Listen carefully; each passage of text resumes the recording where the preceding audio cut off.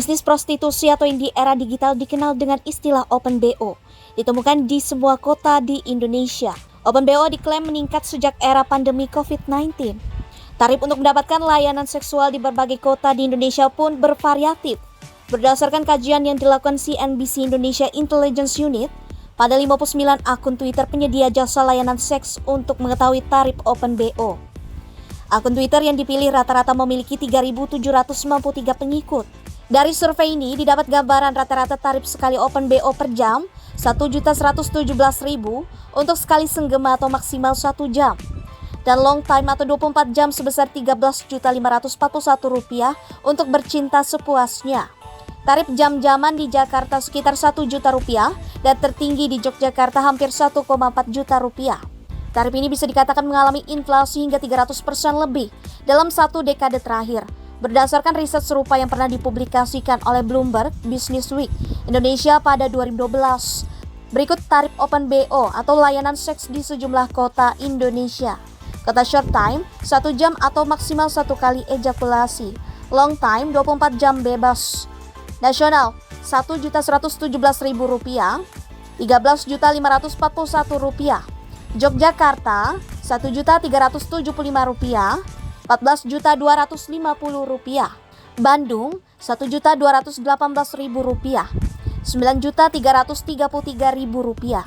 Jakarta, Rp1.047, Rp8.845. Surabaya, Rp966.000, Rp13 juta.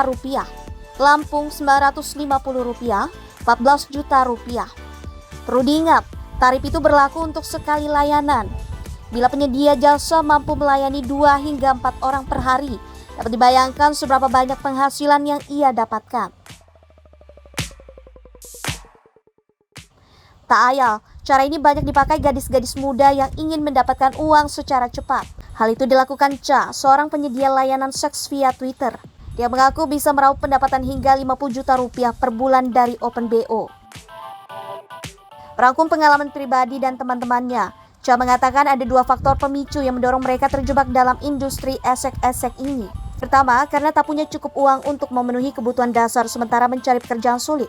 Kemudian kedua, karena terjebak dalam gaya hidup tinggi seperti staycation, liburan, perawatan hingga biaya dugem di klub malam.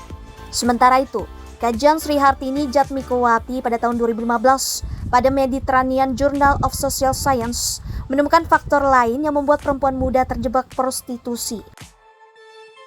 Di antaranya, kurangnya dialog dan keterbukaan dengan orang tua, pergaulan, kurang perhatian dari orang tua, depresi dan kehilangan harga diri. Peningkatan tren bisnis esek-esek rupanya juga didorong perkembangan pesat wisata seks yang menjadi fenomena global. Menurut Asian Labor Journal, Indonesia menjadi tujuan utama, khususnya anak-anak di bawah umur bagi turis asing dan lokal. Diperkirakan sekitar 100.000 anak dan perempuan diperbudak oleh Germo setiap tahun untuk memasok kebutuhan wisata seks, di mana 30% diantaranya berusia di bawah 18 tahun.